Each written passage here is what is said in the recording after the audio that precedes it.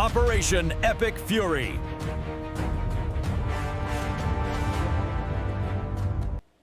What if the real breaking story tonight's not the helicopter, not the drone, not even the strikes? What if the biggest development is that President Trump just signaled that the talking phase may be ending and the decision phase has arrived?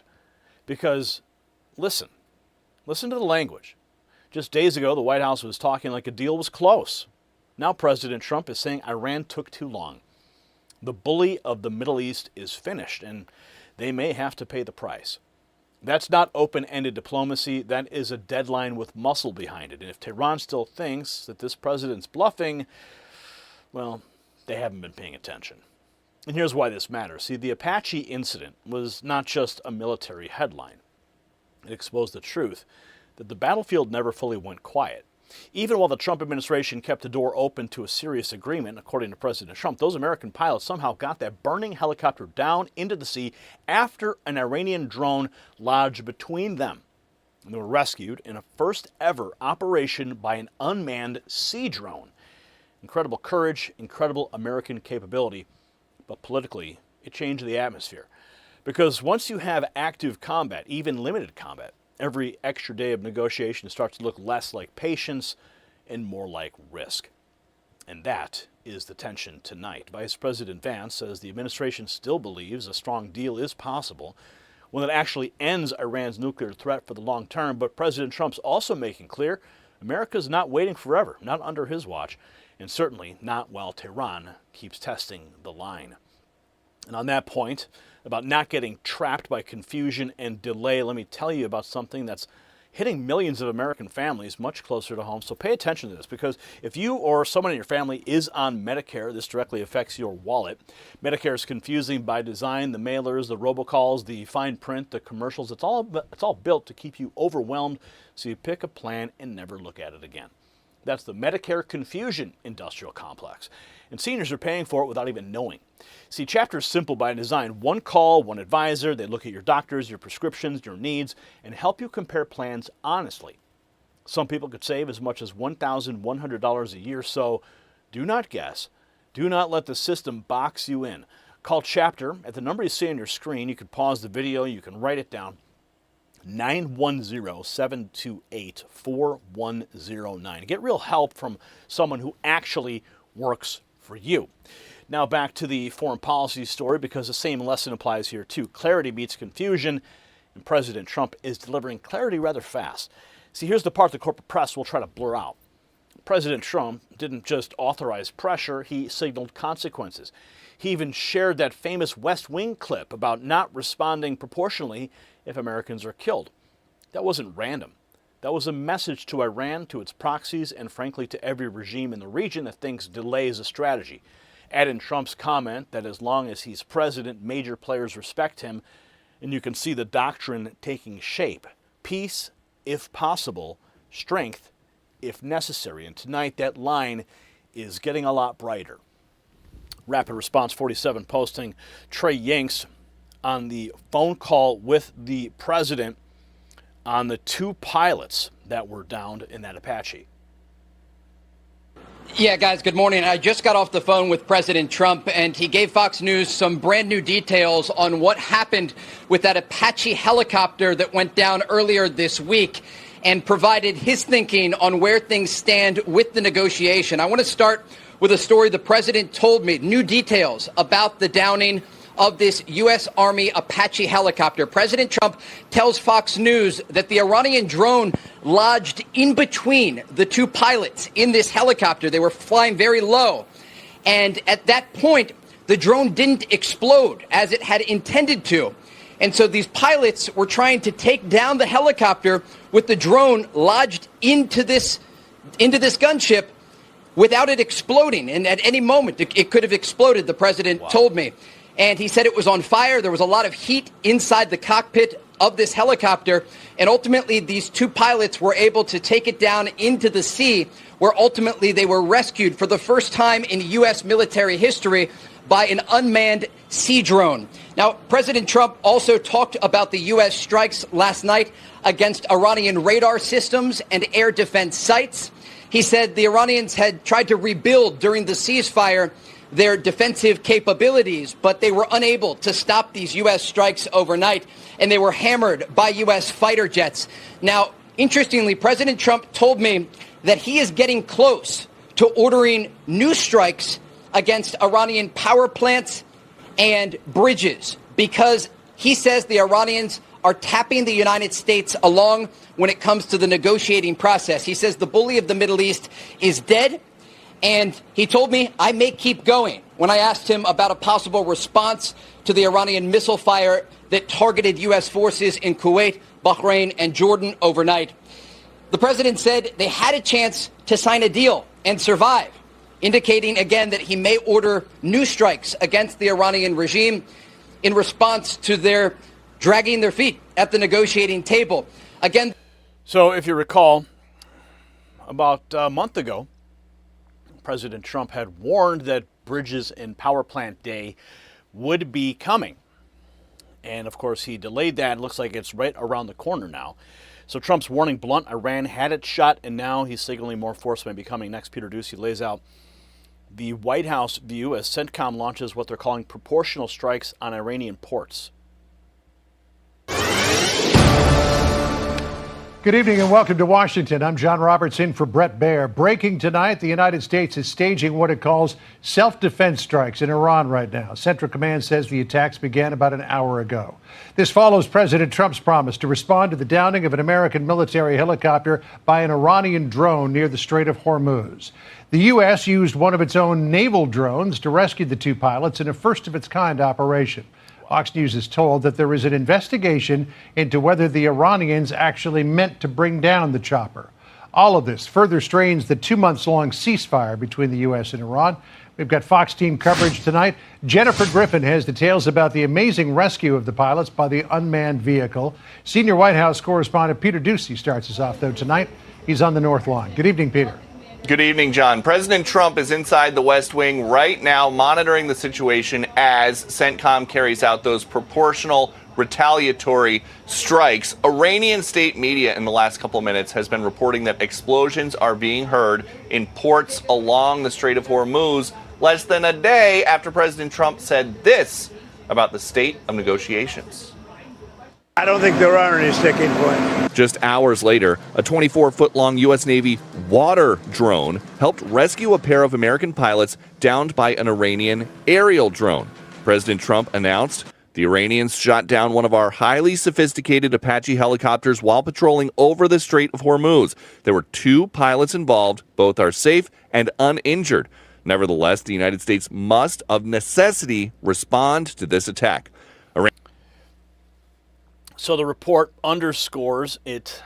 Trump still wants a deal, but Iran keeps playing games while CENTCOM answers with force. Meanwhile, Trump's broadening the message, saying peace holds because foreign leaders know he means what he says. And President Trump also sharing a clip from the TV series The West Wing on Truth Social, clearly telegraphing his intentions.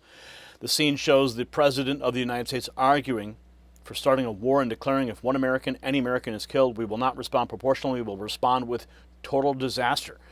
This comes while President Trump said no American military personnel were harmed during the helicopter downing by Iran. President Trump certainly sending a message here. His code name, sir. What is the virtue of a proportional response? I'm sorry? What is the virtue of a proportional response? Why is it good? They hit an airplane, so we hit a transmitter, right? That's a proportional response. Sir, in the case of Pericles... They hit a barracks, we hit 2 transmitters. That's roughly it, yes, sir. This is what we do. I mean, this is what we do. Yes, sir. It's what we do. It's what we've always done. Well, if it's what we do, if it's what we've always done, don't they know we're going to do it? Sir, if you turn your attention to Pericles 1. I have turned my attention to Pericles 1. It's 2 ammo dumps, an abandoned railroad bridge, and a Syrian intelligence agency. Those are 4 highly rated targets, sir. But they know we're going to do that. They know we're going to do that. Those areas have been abandoned for 3 days now. We know that from the satellite, right? We have the intelligence. Sir. They did that, so we did this. It's the cost of doing business. It's been factored in, right? Mr. President. Am I right, or am I missing something here?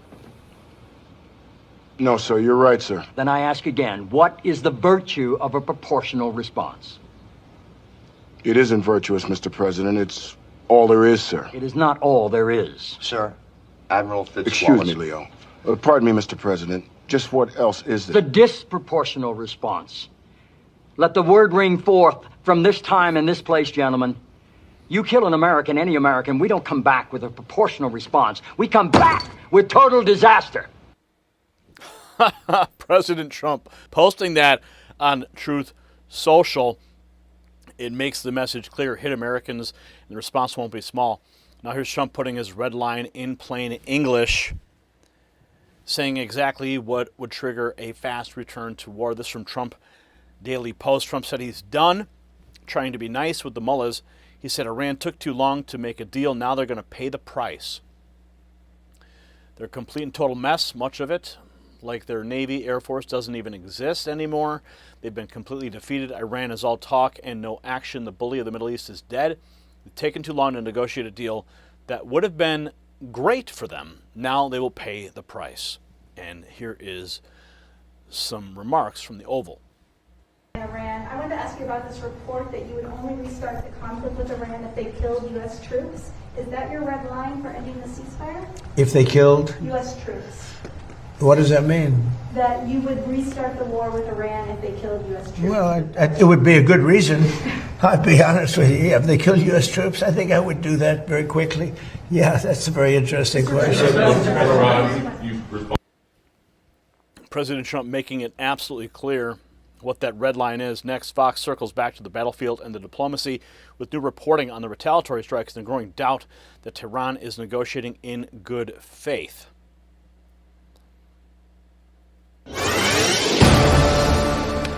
Good evening and welcome to Washington. It would help us now to put a deadline on the table. Let's get a deadline on the table, get them agree or not to agree. If they are that sincere about truly making a deal, let's make it. Some Trump allies say they're losing hope that the end is near. I'm starting to feel like we're Charlie Brown and Iran is Lucy, and every time we go kick the ball, it's been taken away. We're close to a deal. We're 2 days from a deal. We're 3 days from a deal, and it's not happening. And so if I were in Vegas right now, I'd be betting against them 2 days. President Trump's words and his actions tonight, sticking to what CENTCOM says is a proportional response to Iran, signaled that he wants a peace deal more than he wants a return to a widespread war. So that report underscores that Trump still wants a deal, but Iran keeps playing games while CENTCOM answers with force. Meanwhile, here's Trump broadening the message, saying peace holds because foreign leaders know he means what he says.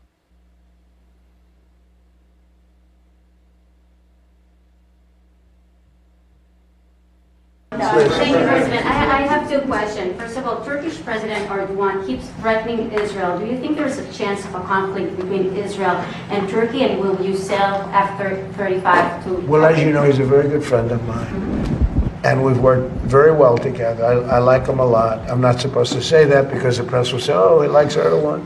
No, he's a hell of a leader and a strong person, very strong person. I haven't heard that at all. If I did, I'd call him, and I think I'd make sure that things were fine. I don't think that will happen with Turkey. Not as long as I'm president, because he respects me and I respect him. But beyond that, we have a good friendship. So, we'll see. And my second question, that's my second question. Beside peace in the Middle East, what do you wish yourself for your birthday? For my birthday?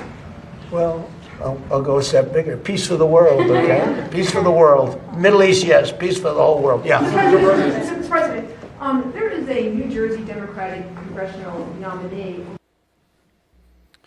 So Trump's point there is simple. Strength keeps enemies in check. Next, he gets even more specific, revealing a nighttime operation. He says it hit Iran where it hurts the most. He reveals the United States has been taking millions of barrels of oil at night during the Iran blockade. This war is over. I can say it now. Something you didn't know. Do you know we've been taking out millions of barrels of oil? Nobody knows it. You know who doesn't know about it? Iran, until right now. We took out the other night 22 ships, late at night with no lights, because they don't have any radar, because we blasted the crap out of it. We took out, that's why oil's $85 a barrel. I mean, you take a look. remember when I did this, I said, look, the one bad thing will be we hit the best economy we've ever hit. And I said to my people, I had Scott, I had Howard, I had Pete, I had all of them. I had Todd in the room. I said, the one thing we have to do now, we had just hit the highest stock market in history, highest 401ks in history. Everything was going well. And I said, I hate to do this to you guys, but Iran's going to have a nuclear weapon very soon. We have to go and attack. So we hit them with the B-2 bombers, which took a lot of courage. It was totally successful.